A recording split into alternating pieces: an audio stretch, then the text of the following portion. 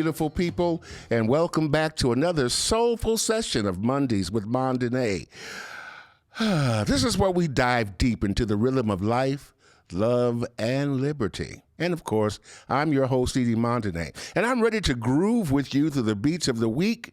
And today we're getting real about the heartbeat of democracy in the good old United States of America. So I want you to grab your Kool-Aid and get your hot wings, get back, and let's get into it.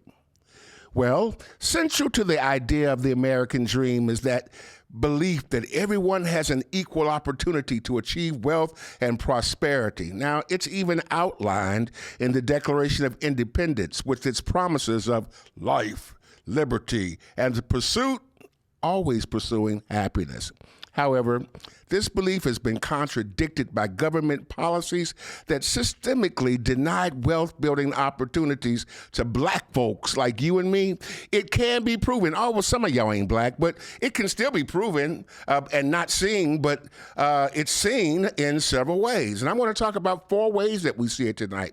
The first way we see it is through the historical exploitation, the contents of our past. The economic foundation of the United States was built on the exploitation of enslaved black Americans. Imagine that. Their labor was valued at billions of dollars, which enriched white slave owners and fueled the nation's economy while denying wealth-building opportunities to the enslaved and their descendants. Wow. Now listen, another way is the racial wealth disparities. What does that mean? The average white family possesses about 10 times more wealth than the average black family.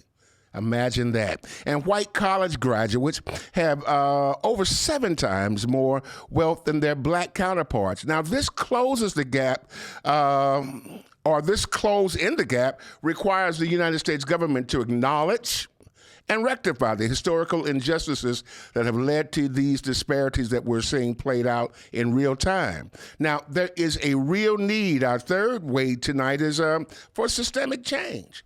Merely advocating for personal responsibility of financial literacy among black individuals cannot close the racial gap. Talking about it ain't gonna do nothing.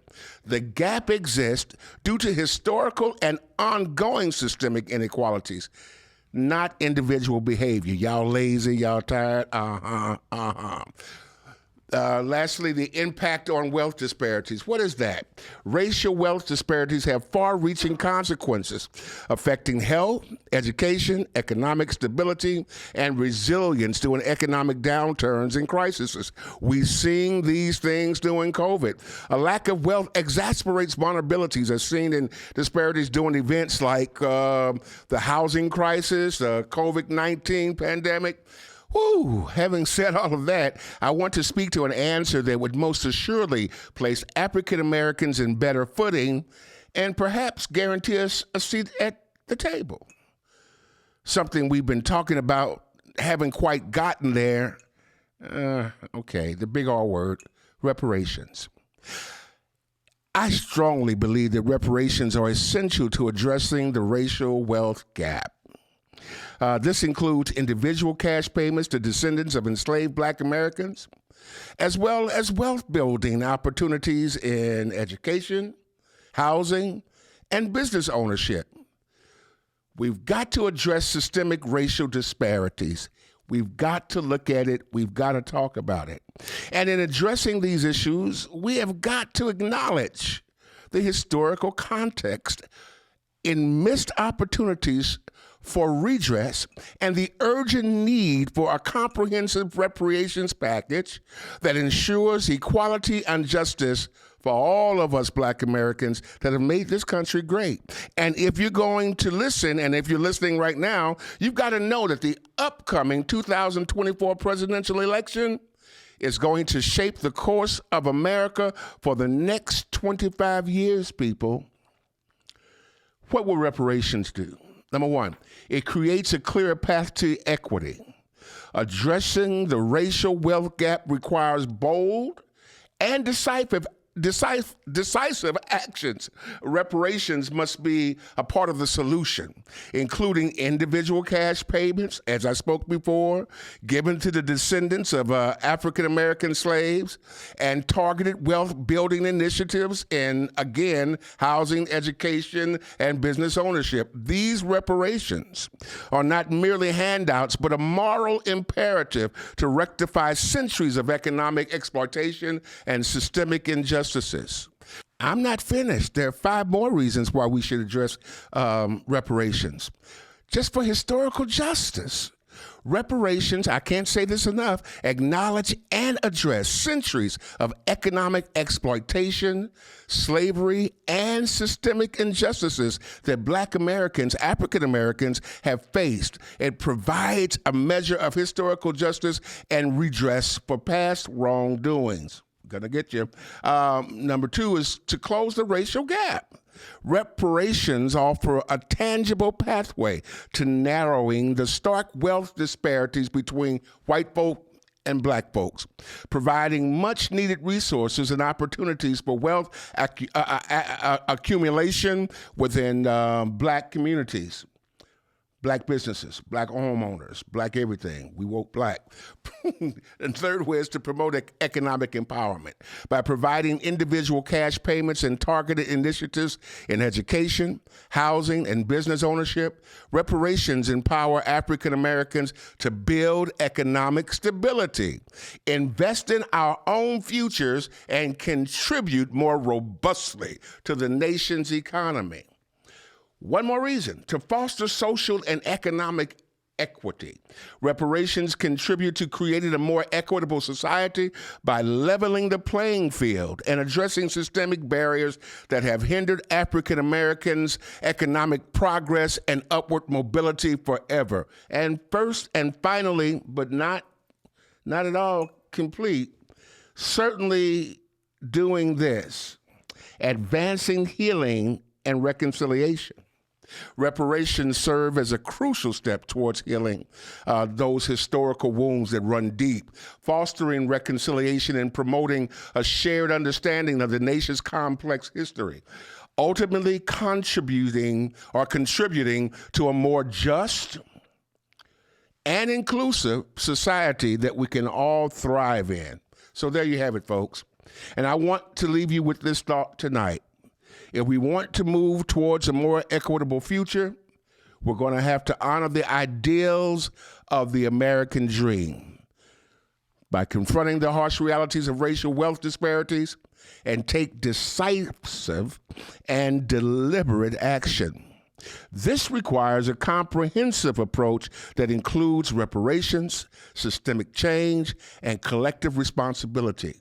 It's time to unmask the illusion, release the beast of equal opportunity, and work towards a future where every individual, regardless of race, has a fair chance to achieve prosperity and fulfillment for us all. And the beat goes on, my beloved. But it's up to us to keep the rhythm of democracy alive, and it needs to kick. Let's do this together. And until next time, stay groovy, stay woke, and keep spreading that love, that Mondanet love. And I'm signing off. Oh, but before I do, I've got to give a special out to our sponsors. Poshine's, not just a restaurant, but an institution located at 8139, I did it right this time, North Denver, right here in the Kenton district. And you can expect the best soul food this side of the Willamette. There's aunties and tanties daycare services. They know how to take care of our kids. And of course, there's Adorn Electric. They really light up our lives. And I'm grateful for their support on this podcast. You can visit me right here on Sunday mornings at Celebration Tabernacle in Portland, Oregon. I want to do a special shout out and thank you to the technical staff, Dion, Robin, Andy, and Paul. Not one of them is bigger than the other, and they all stand about 4 feet tall. I'm just kidding. These are the guys who make the podcast possible. If you enjoyed this episode, please share with your friends and followers and turn on your notifications. Yeah. That's a notification. So you never miss a thing from Mondays with Mondanet. Be sure to follow us on Facebook. It's over here somewhere. And on on UTIP is over here somewhere. Every time I point to it, I always miss it. And remember this. Remember, America belongs to us all. And we must demand that the government does it the right way. Every man, not for themselves, but for each other, holding one another accountable and to help each other regardless of creed or color as neighbors. God bless you. Hey gang, I've got exciting news. I've just finished my memoirs, and writing them was, wow, a roller coaster, but I'm glad that I did it for me and for you, and it's a way to get to know Edie Montané just a little bit better. What you thought you knew, you didn't know. It's called From Maladies to Melodies, growing up in the South St. Louis projects, and what God has done in my life even to this day. I'm excited to share it with you. Please look for it coming real soon. Hey, it's time for you to come to Post Shine. Check out that catfish sandwich. Oh my goodness, is that the shrimp po' boy? Man, look at that chocolate chip cake. Man, I need to get over to Post Shines at 8139 North Denver right now because this food looks delicious. Or call if you'd like, 503-978-9000. And don't miss it, you'll be sorry. In times gone past, we find ourselves making excuses so that people reminded, ooh, I've got to get home and tend to the brand new business. I need some time alone. Can't this wait until I'm finished texting on my phone?